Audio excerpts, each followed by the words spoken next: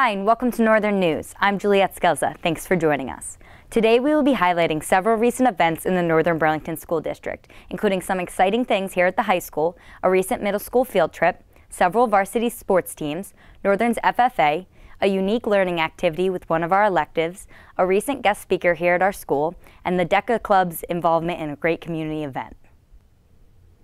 In our top story, Northern Burlington High School is asking members of our school community to vote on a proposed referendum on March 13th. This proposal looks to update the high school in a variety of ways. Let's take a closer look. You spoke, we listened. At Northern Burlington, we believe that better schools equal better choice. I can't stress enough how proud I am of our district, our school, and I wouldn't be up here speaking on behalf of our PTSC, our referendum committee, our staff, administration, if I wasn't a true believer in what we have to offer and how we can improve if this referendum and when the referendum is passed. Our students have opportunities that really didn't exist recently as 5 or 10 years ago. They have the opportunity to discover new technologies, different career paths, and plan for their future in ways that haven't been possible before, all right at Northern. Increasing our classrooms with the most updated technology, with the most updated setups to provide students the opportunity to learn and explore in a safe environment is huge for their future success. Our referendum proposal focuses on health, safety, and security, infrastructure, academics, and making much-needed improvements with fiscal responsibility in mind. Safety and security is a paramount issue in today's world, especially looking just a couple of days ago at what happened in Kentucky. Every 40 minutes, several exterior doors to the school are unlocked to allow student access to the 3 buildings, resulting in multiple security vulnerabilities numerous times a day. Northern Burlington also caters to a wide range of students with varying physical and mental abilities. The need to traverse many curbs, stairs, loading docks, ramps, and other hazardous structures while passing between classes poses serious challenges to our student population, regardless of weather conditions. The renovations would improve access for all and meet ADA compliance. Connecting the east and west buildings will provide that additional security for our students. Everything about the building has aged. It is time to upgrade, and we listened to our voters and we brought it down to what really is needed for our students and our community. I stayed in North Hanover because I want my kids to go to Northern Burlington. I want them to get the education that I got to make me, successful and to put me where I'm at today. So, I definitely want them to come to a school to where they'll want to go to school every day and not worry about the temperature or not worry about, anything else to where it's not, up to date. Well, I think some of the infrastructure items that are on the list are just things that need to be done. When your roof starts to go bad, when your HVAC system starts to go bad in your home, you have to replace them.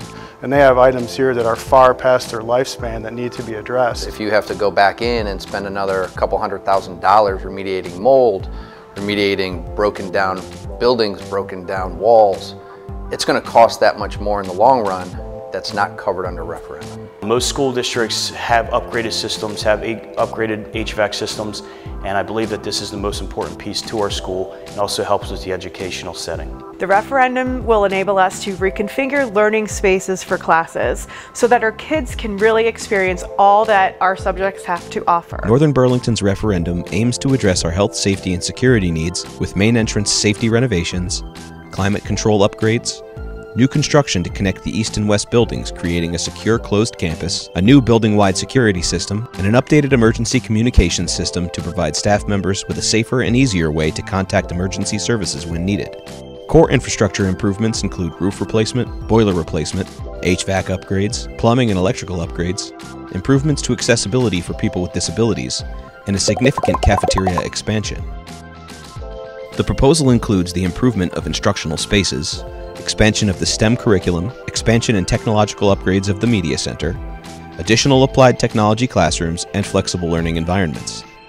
The scope of this project is 42% less than the previous referendum proposal, offering taxpayers a significantly less costly option. 1/4 of the cost of these upgrades will be covered by over $10 million in state aid, resulting in an average monthly cost to taxpayers of $15.48. I think the tax impact for this upgrade is pretty minimal, and it's a great investment. Well, the state providing $10 million is so much more important because, again, if you have to go back and fix it afterwards, you're not going to get state funding. You won't get the state funding, which will offset those taxes. To spend such a small amount per month on the community, there's, in my opinion, no better way to directly impact your community in a positive way. So I'm all for this, and I think it's a great investment in our community. It's overdue. I think that this should have been done years ago, and we really need to move forward for the well-being and the education of our kids. Tax calculators for individual districts can be found on the referendum website, www.nbreferendum.com. Here you will also find general information about the proposal, as well as detailed cost summaries, schematics, frequently asked questions, and a schedule of informational sessions that have been scheduled throughout the community for members interested in learning more or who have questions about the proposal. An investment in Northern is an investment in our future because the better choice is clearly for better schools. The vote takes place on March 13th, so be sure to cast your ballot in order to have your voice heard. Please register by February 20th to qualify. You must be at least 18 years old by March 13th to vote. In high school news, Northern Burlington is gearing up for this spring's Relay for Life event. Let's hear from field reporter Garrett Ballinger with more. This spring, Northern will be hosting its annual Relay for Life event here at our school. Relay for Life is a fundraising event that helps communities fight back against cancer. A Relay for Life is a event held at Northern, and it involves tons and tons of people to gather around, run, and do laps around the track to raise money for cancer. There's prizes, events, mini parties. There's plenty of food and music. Last year there was a really cool Star Wars cameo. They had people come in with like real Stormtrooper outfits and Desert Trooper outfits from Episode 7, so it was pretty cool. There's a big Connect 4 board. Mr. Chorba's band, The Successful Failures, comes in. They play at like 1 in the morning. There is lots and lots of like games, trivia games a lot. Everyone's walking the track. There's a lot of themed laps that you can do, so you can bring props and there's food, so nothing wrong with that. It spreads awareness about cancer, and at the same time it helps the community stay together and helps us raise money towards a common goal. That's good. If you'd like to participate in this year's event, please check our meetings on the following dates.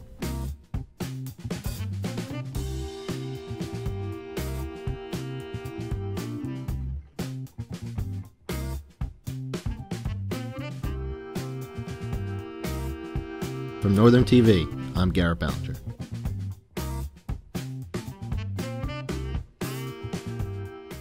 Across the campus, this past winter, the middle school had an awesome out-of-classroom experience to learn about American history. Joey Sabatino has the scoop. This past winter, all 3 teams of 8th graders visited the Museum of the American Revolution in Philadelphia. Let's hear from some participants with more. My favorite part about the American Revolutionary Museum was either the wax part of the museum, where you got to see like actual people in the clothing, or the feeding the army, where you got to act as like the army and you got to ask like a trivia questions, and then if you got the question right, you got to move forward and to put like your piece of bread to the person in the middle, and like that's how you win. Right? My favorite part of the American Revolution Museum was that there was like a lot of like the historical paintings, and the tourists, not the tourists, but like the tour guides, they explained to us like what the painting means and in more detail than we learn about it in class. Sounds like a great trip. For Middle School News, I'm Joey Sabatino.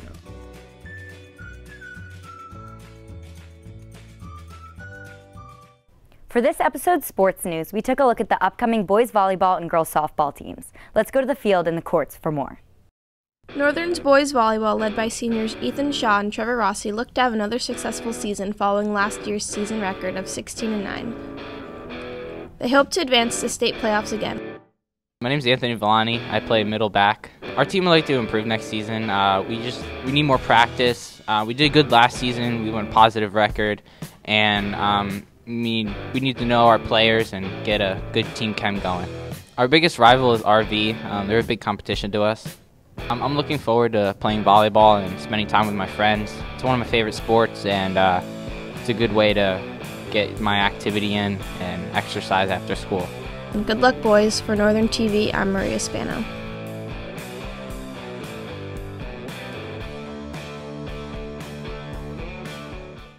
Northern's girls softball had a successful season last year with a 20-5 record and placing second in the BCSL. The girls look to keep their title as division champs. My name's Cameron Cassidy and I play center field. Our expectations are to definitely go to states and definitely be the head of our division this year. I definitely like the chemistry we have on the team and like the bond that we create over the season, so it's a great time. Ewing, because they kicked us out of the states last year, so definitely Ewing. Good luck with your season, girls. For Northern TV, I'm Maria Spano.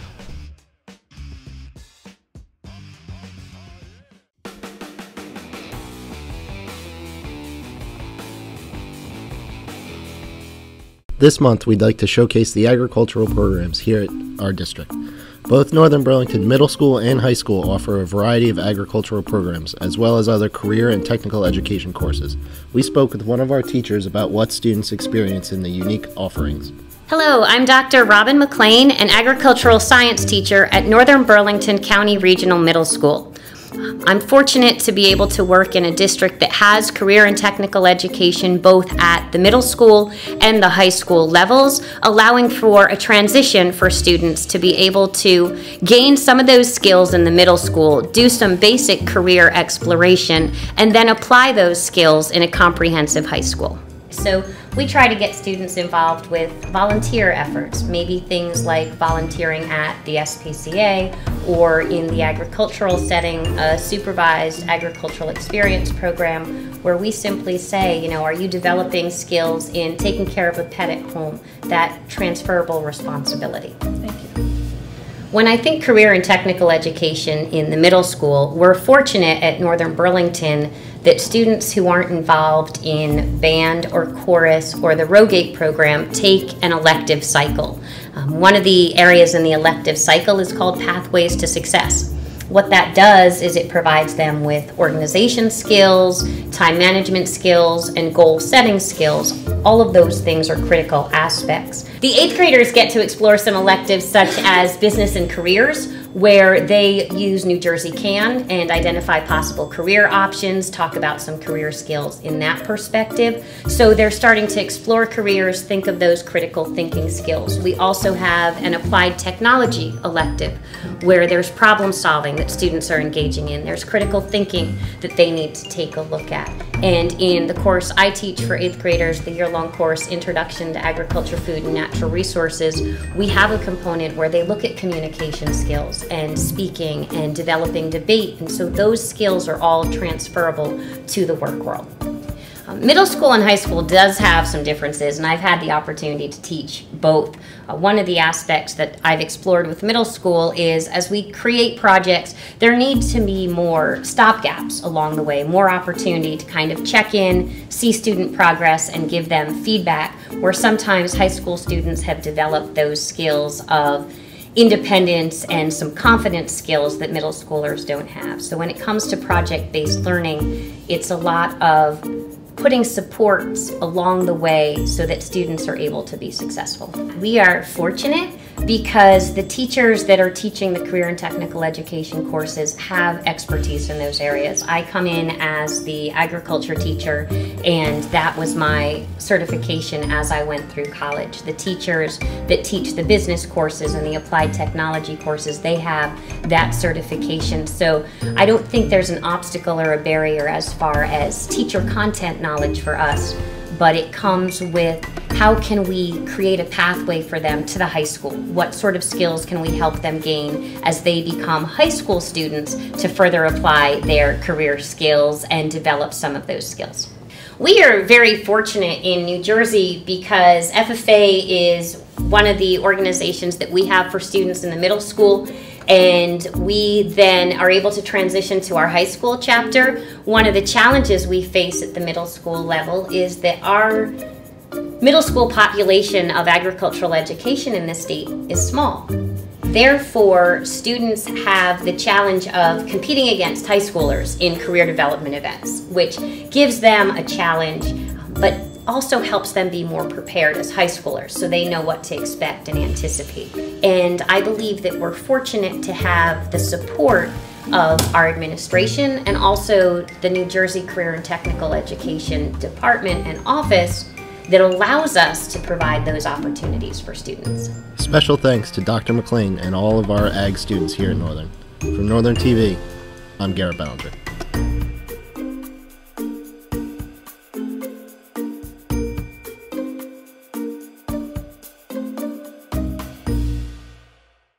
This episode's Spotlight story looks at an interactive role-play activity in our criminology class at Northern. Let's hear from field reporter Decker Morrow. This past winter, students in Mr. Simpson's criminology class participated in mock trials to learn the roles and responsibilities of prosecutors, defense attorneys, and the jury in our criminal justice system. During mock trial, each student played a particular role, such as a prosecutor, defense attorney, a jury member, or witness. It was up to each student to devise a strategy to best influence the jury on their side. The outcome demonstrated how a lawyer's skill, witness quality, and jury bias can influence a decision. So right now I'm in criminology, and we are currently doing the mock trials. I am in the Abrams case, and I am a witness for it. It was actually really cool to be able to feel like you were in a real courtroom, and I was a witness, so I got to pretend like I was another guy, and it was actually a lot of fun to be able to do that. Hello, my name is Paul Campbell, and I take criminology, and we just finished up doing the mock trials. The mock trials are just basically about practicing court scenarios. It honestly showed like different sides and like different viewpoints to the jury, and I honestly personally think that it was unique because there's like a lot of points to make. Like even though it was like the person was clearly wrong, you could still point out a fact or something that the other person missed, and it could change the whole situation in the case. Sounds like a great activity. A special thanks to Mr. Simpson and his class for their cooperation. For Northern News, I'm Decker Morrow.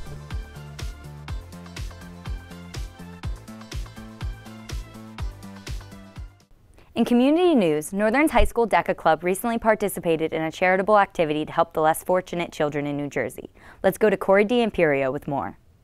This past winter, Northern's DECA Club helped supply books to the Bridge of Books Foundation, which provides books to underserved children in the state of New Jersey.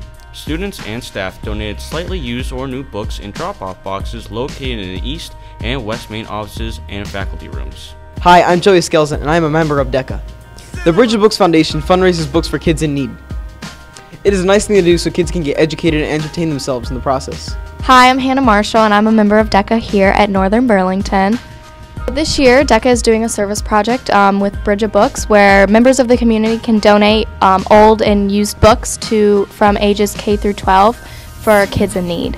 So all the books donated to this drive will be distributed around the community to kids who don't exactly have access to new books or like any books for their age group.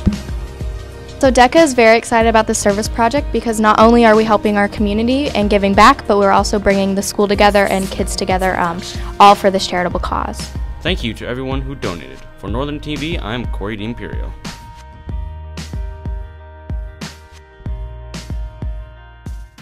Our final story today is about a recent guest speaker who came by to speak with current high school students about their futures. Leah Clemens has more. This past winter, 2017 graduate Josh Grabenstein came and spoke to our students about his experiences here and life after Northern. My name is Joshua Grabenstein. I go to the College of New Jersey. I graduated from Northern in the 2016 to 2017 school year. I was involved in a video club. I was involved in Northern TV in general. I was involved in the music program, including the marching band, jazz ensemble. I was in the wind ensemble. I chose to come back and I wanted to share my experiences. There's a lot of things that are different in college, especially when compared to Northern. There's a lot of different things that I guess people don't quite understand when you're in high school. And to kind of just get hit with that in college can be a bit much if you're not ready. Probably one of the most underestimated tools of students at Northern, just because there's so much they can ask, and I think there's a lot of questions that probably won't even get touched on because they don't even know. It helps them prepare for college, helps them prepare for, I guess, just generally life ahead of them. Thanks, Josh. For NTV, I'm Leah Clemens.